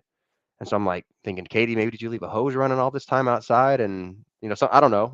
I don't know what would have happened. So that's weird. And then we figure out that the back half of our house, all the lights are out and like no electric. And I'm like, "Well, I'll go down to the basement. I'm sure breaker got tripped or something. No big deal." And all of a sudden, as soon as I go down, I hear a flood, and we had a pipe that burst under the house. And I mean, it was just the whole crawl space was flooded, then pouring into our basement, and it was very eventful. So once again, I mean, a long trip, we're getting home. We're going to have to start getting things, all ready again, unpacked, kids to bed. And then you got to deal with this Mm. flood. And it was just, it was lovely. But yeah, and there was a little GFCI breaker that was close to where the pipe broke. So when that got wet, that's what turned off the power to the back of the house. And it was great. So yeah, that was our Christmas. It was That's insane. good times. Um, I learned a lot though about water pipes and what to do, preventative measures, things like that. So I'm basically a pro. If you want to DM me, I can help you out. I was gonna try to roll that into an aspect, and I don't even know how to do it. Hey, just do it. Just Oh, force it. Just force so it. like all that movement and all that traveling, I can't even say this with a straight freaking face now. I was gonna say it's kind of like moving animals around for your shows, but Oh, it's it's similar. Yeah, really there's not. similarities. It's really not. There's always chaos. They're like, no matter Yes. what you do when you're moving animals or dealing with animals, there's always Yeah. chaos. Yeah. Yeah. Yeah. Whether it's for a show or moving your animals from one state to another, because, well, let's face it, happy wife, happy life. You got it. Um, what's some of the chaos that you may have thought that you planned for, but didn't necessarily fully plan out when you were moving from Oklahoma to Missouri? Yeah. So let's touch on those shows real quick first, and then so moving for shows or packing up for shows, and then I'll touch on the actual move from Oklahoma to Missouri. So once again, young family, still a full-time job, we do a lot of other things on the side, keeping up the homestead. I really don't do any. I've done Arlington before, but I don't do many shows that are outside of maybe 3 or 4 hours from Kansas City. So Okay. that keeps my loop pretty small. Mainly stick to the show me shows and the cold blooded expos. Those are the two main ones that have shows. I mean, I can have a couple shows every month easily between them in my area. And since those are, like I said, within 3 or 4 hours, all of those, I just wake up really early, or I guess almost really late, and pack up my snakes before I drive. And that just, I like to minimize the time they're in those display cases because that's what I carry them in.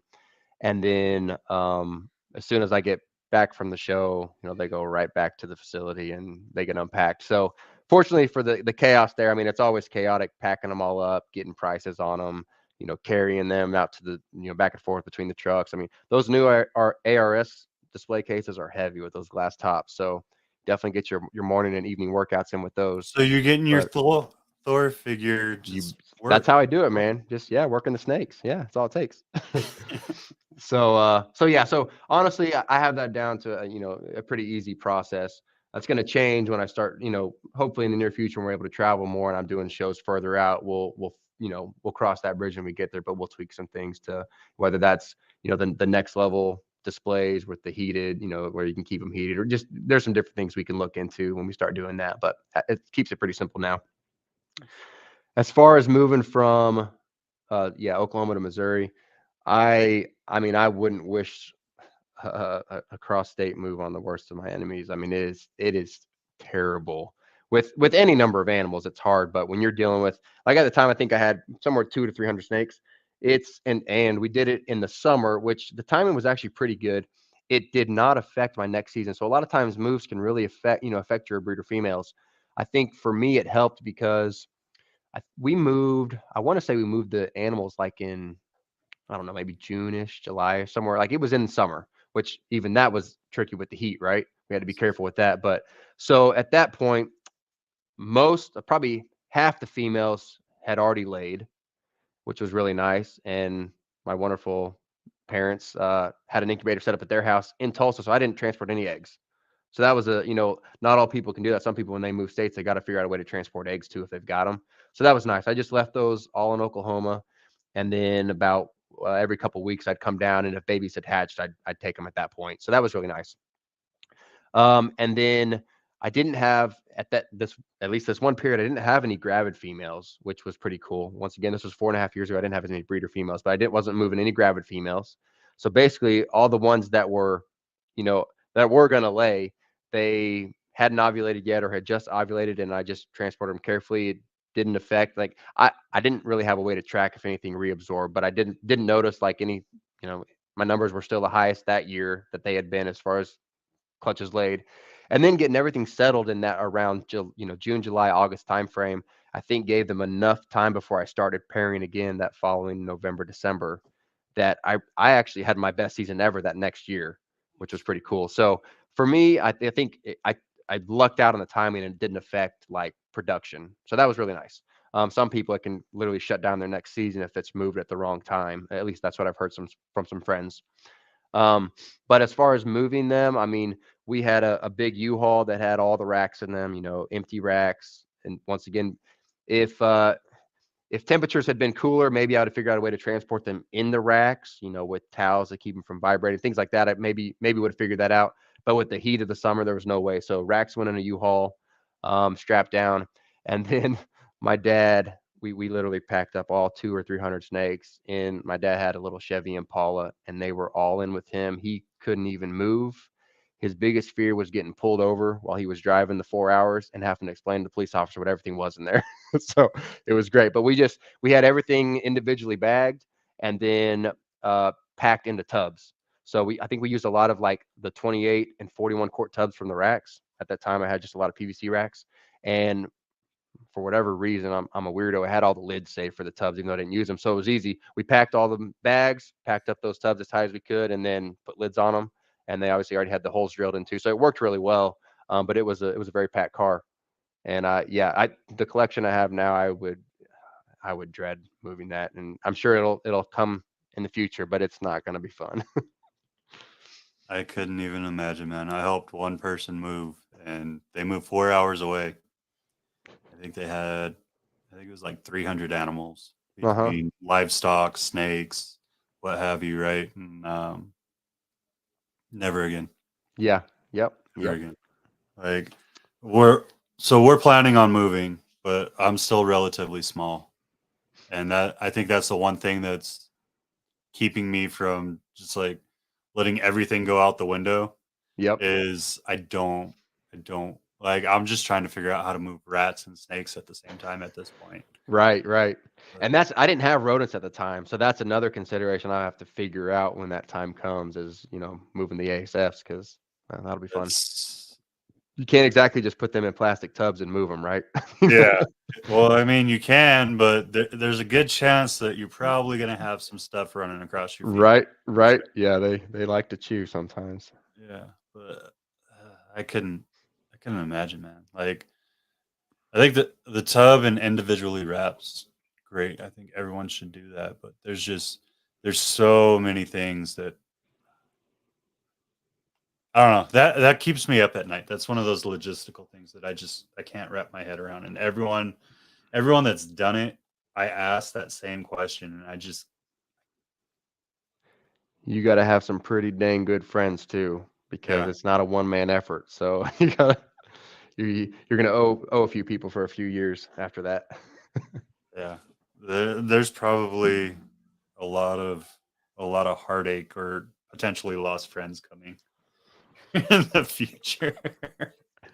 um, So as people become your friends now locally, you just got to warn them. Like that's your disclaimer. yeah. Like this will come, so choose now if you want to be my friend. Does Katie and the kids come to the shows with you, or So the Kansas City ones, they've just now started coming. Those come for like maybe half the time because our youngest is 2, and he's a little hard to keep restrained. He's a little crazy. So, but yeah, my 5-year-old, she's fantastic at the shows now. I feel like I'm missing out on some good jokes. my kids are in the room across?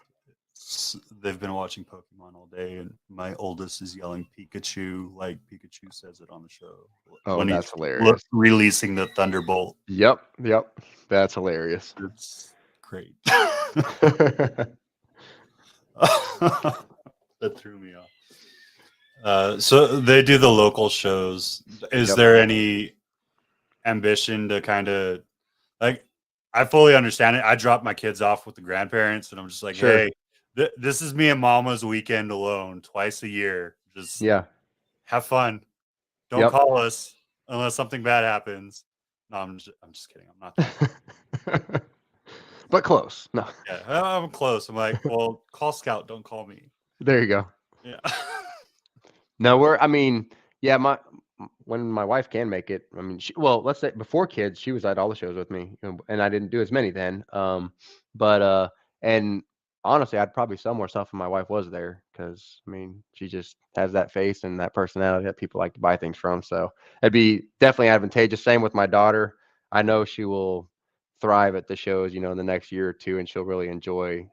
Even now, the couple I've had her at, I mean, she's the one where anybody walks by, she's like, "Hey, do you want to pet a snake or hold a snake? Okay, we'll put your hand sanitizer on," and she'll squirt their hands down. Like she's just real interactive. So I definitely see it as being more of a family thing in the future, especially as that 2-year-old gets a little older. I love that. I love that.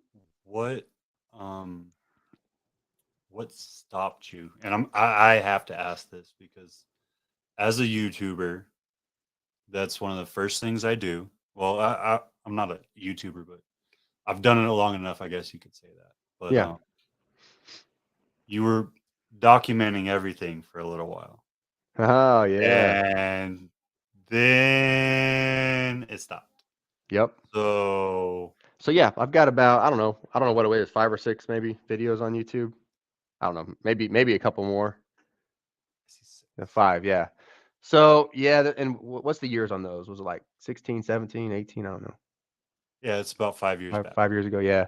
So at that point, I think I'd had enough people telling me like, "Hey man, like you got to start YouTube. Like we'd love to watch some videos and follow you." And I was like, "Well, yeah, I mean, I watch these videos, so sure, that'd be great."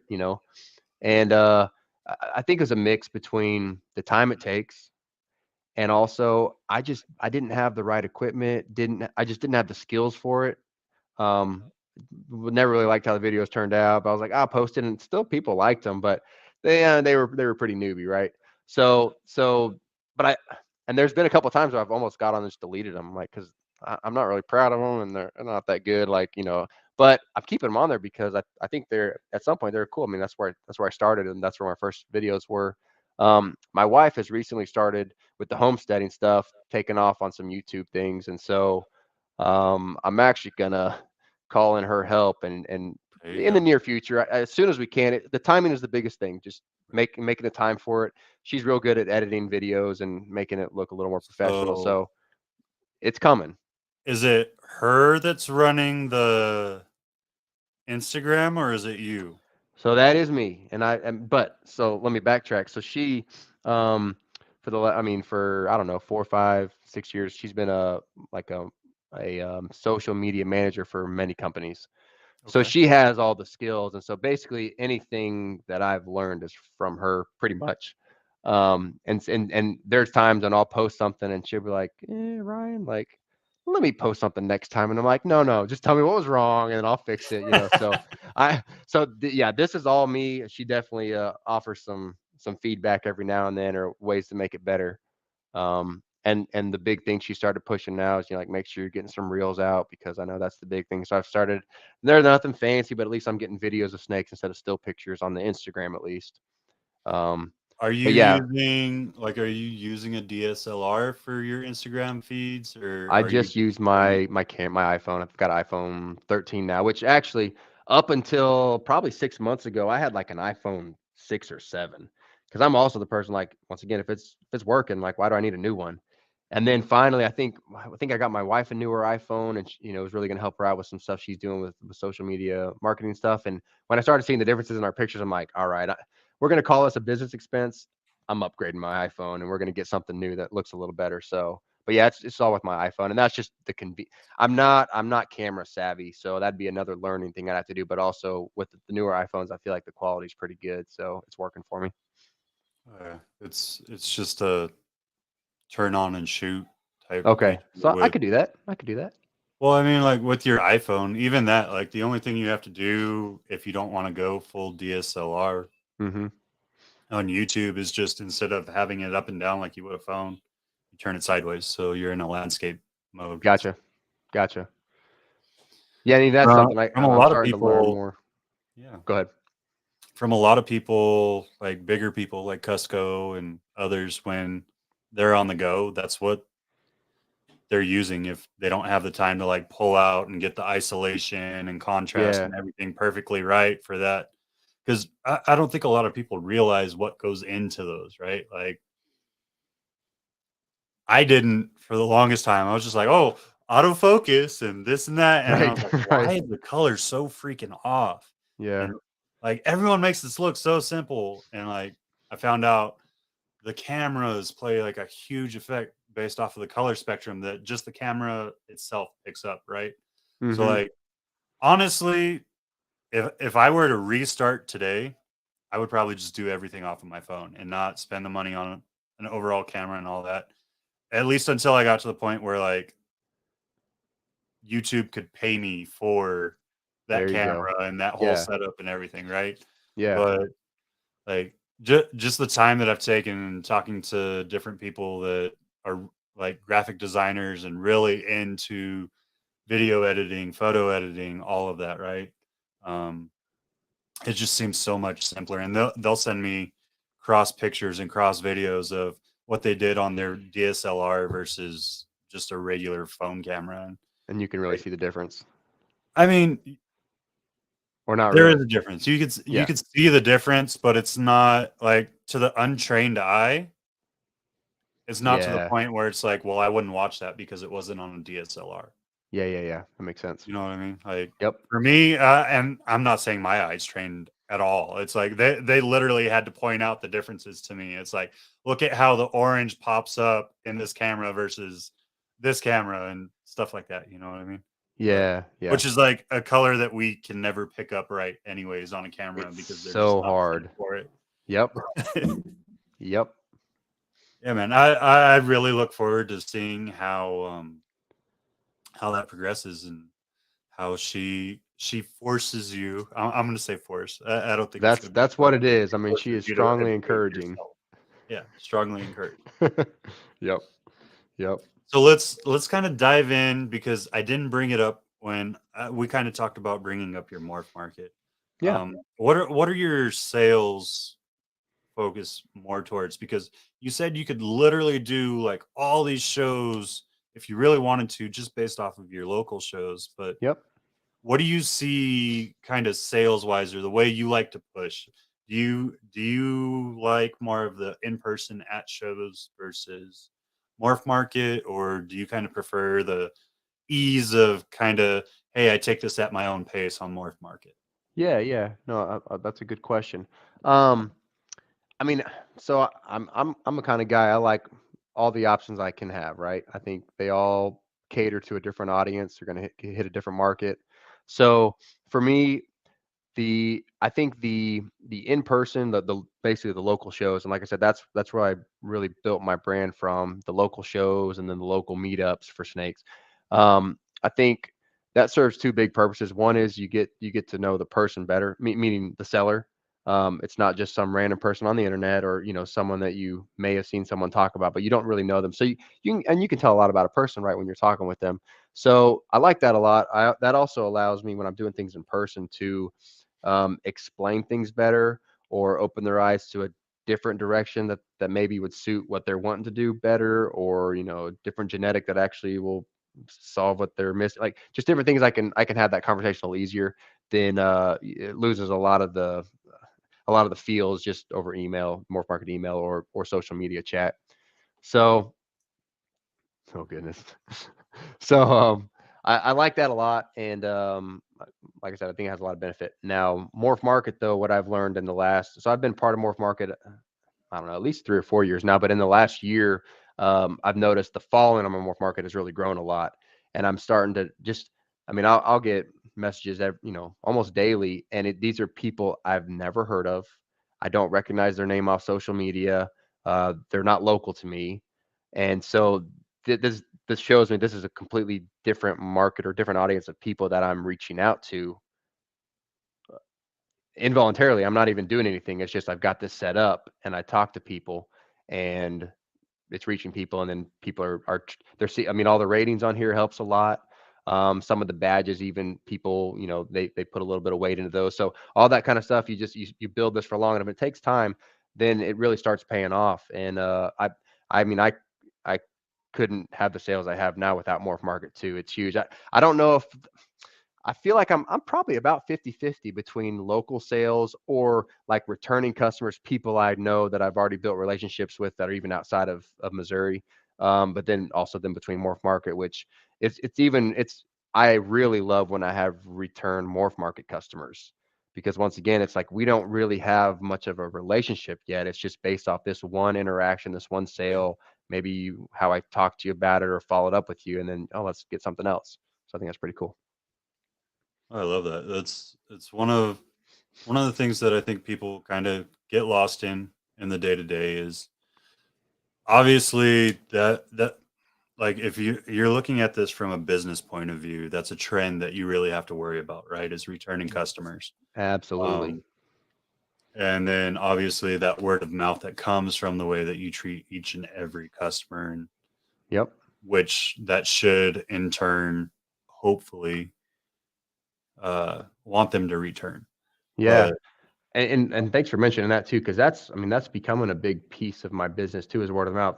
Shannon's on here. She's probably my biggest advocate of, I mean, it seems every week maybe sending me someone like, hey, they were looking for this. I sent them your way, or I told them about you. So, and I have a lot of people like that will, happy customers or friends that will start referring too. And so that does go a long way.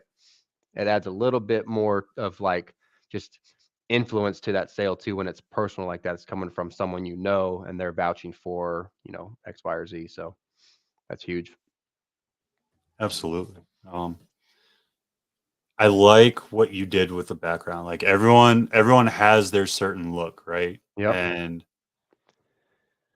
I think, what is that, actual wood, or is that like a wood tile, or So this is it's like LVP flooring that I have in my okay, facility. So it's just vinyl flooring. that's pretty. And I've gone like I've probably this is probably the, I don't know, third or fourth different style that I've chosen. I used to do like outdoor pictures on concrete. I did some outdoor in my hand, and the purpose of that was to like some buyers don't understand grams, like how big is that snake. So in my hand, it was easy to kind of show them more how big it was. I So don't that think was that's a that. fair assessment. Well, I Your mean, yeah, hand's bigger than most people's. that's true. That's true. They were always surprised at how, oh, the snake's much bigger than I thought. No. Um, so I used to do that. That just that started losing the professional vibe to me when I just see my hand all over in my shop. So I decided not to do that.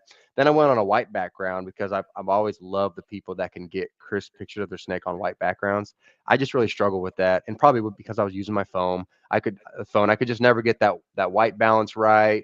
Never could get, if I got the background real white, the snake wouldn't pop as much, would look dull. So I struggled with that. And then finally I was like, you know what? That flooring is cool looking. Let's try that out. It was super easy because I literally pull the snake out, pop it on the floor, take a picture, and it seemed to capture their colors the best too, with kind of that So good. grayish behind. So yeah, thanks.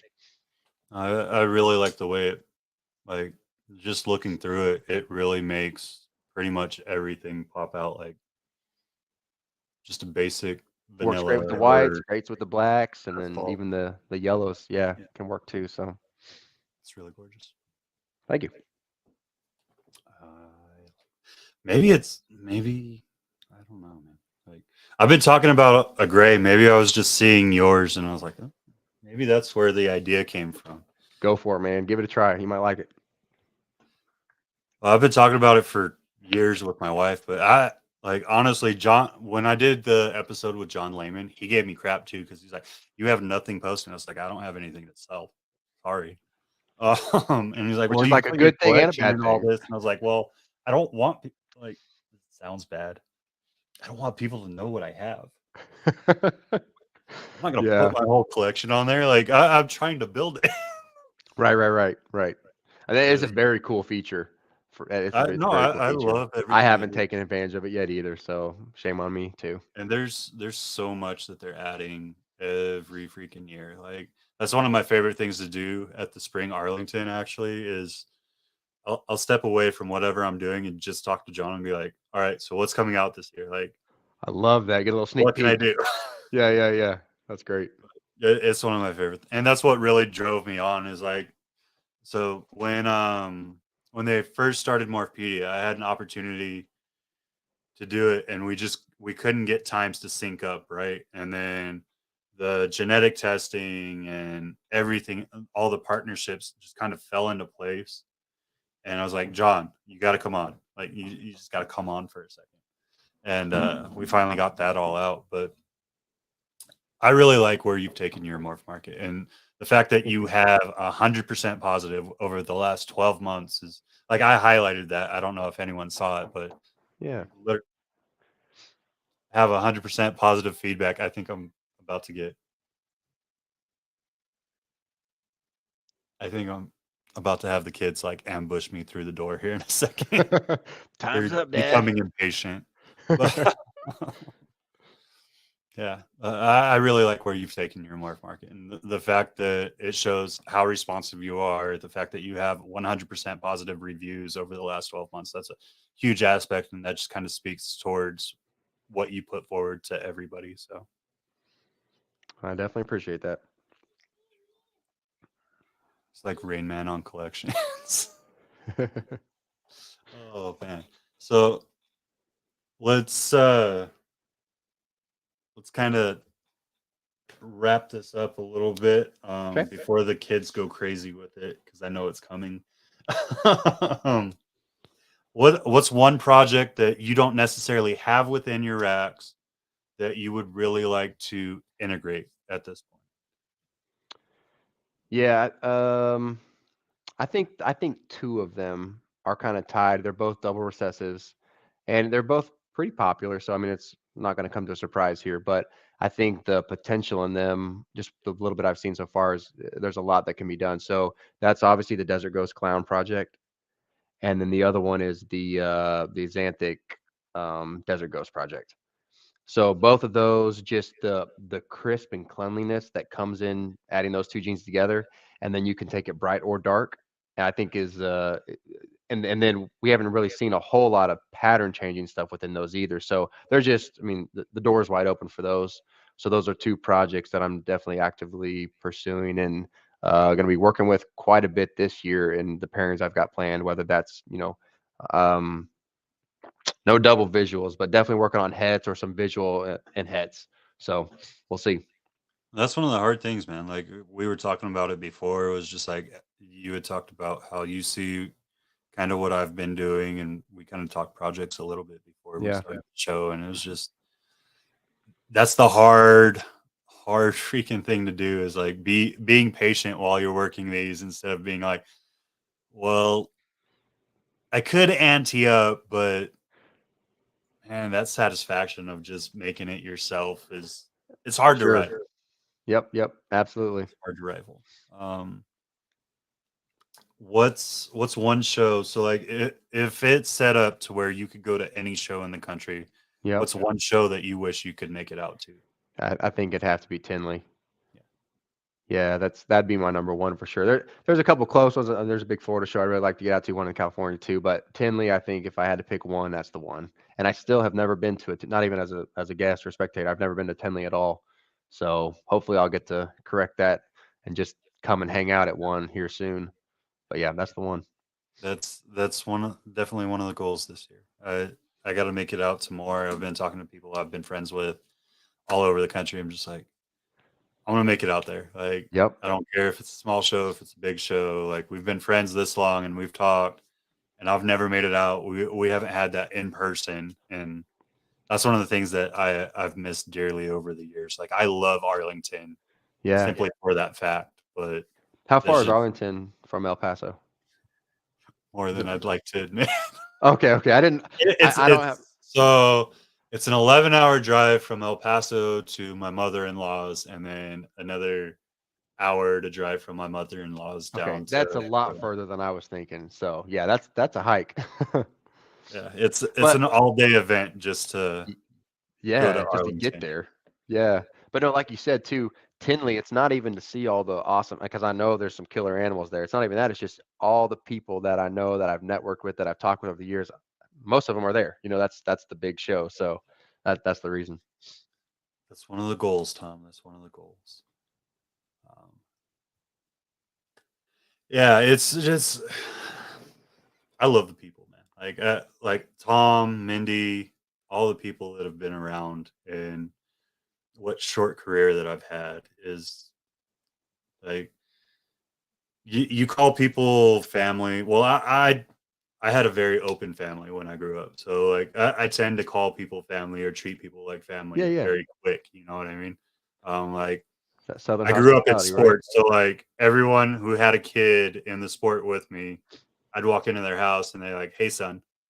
Yep. It wasn't "Hey, John" or "Hey, Feely." It was "Hey, son." So, and that's just the way the town that I grew up in was like. So, it's that's just kind of how I treat everybody else, which talks about the upbringing, like we were earlier in the show, Hmm. right? Absolutely. Um, Yeah. and it'd be really nice to spend one-on-one time or even personal time with any of them at the show. Like I definitely have my group that I hang out with, like Rick and Bevan from Army Vet with Balls, Uh-huh. and Charlie and Gina from Points Pythons. We've become Yep. very close. We They're all great. stay in touch. I absolutely adore those people, and this is for Gina and anyone that doesn't know that. Hey, you'll learn. Inside joke. And I'm probably going to get yelled at later for that. And Charlie's probably peeing his pants laughing because of it, but it was worth it. Uh, I I love the shows. I wish I could do more. I really hope that you guys find a way. I know it's hard with young kids, very much so. That's what has limited us on what we want to do. Not necessarily limited, but it's hard to set up. Yeah. Okay, Yeah. well, Yeah. who's going to To watch? navigate How it are we all. going to rent a booth? And how are we going to do for all of this at the same time? So 100% get it, brother. Yep. So we talked projects, we talked shows. If there was one person that you could kind of just pick their brain or get whether it's getting mentorship or just kind of seeing kind of like we did today in working projects or something, who would that be, and what really stands out in their way to you? Yeah. I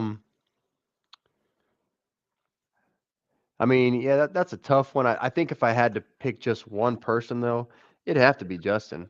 just because he's the top in the industry. So if you're going to learn, you learn from the best of them, right? And if I'm going to pick a brain, that's the one I'm going to pick. Not that that's a realistic thing we're talking here, but if it, I mean that'd be the person. I know he always has just a good insight into where the industry's going. He's always got a creative edge. He's putting on things in the background, and then he handles his business really well. I mean, you can just every aspect of it, man. He's got it covered. So that'd be who I'd want to talk to. And so, if anyone wants to talk to you about GHI clowns or Yeah. any of your animals, if they want to figure out, hey, where am I going to find Ryan at a show or anything like that, how does everyone get a hold of you and reach out? Yeah. So most people, probably showing my age some, but Facebook is definitely my favorite social besides, in front of Instagram. But most people talk to me through Facebook.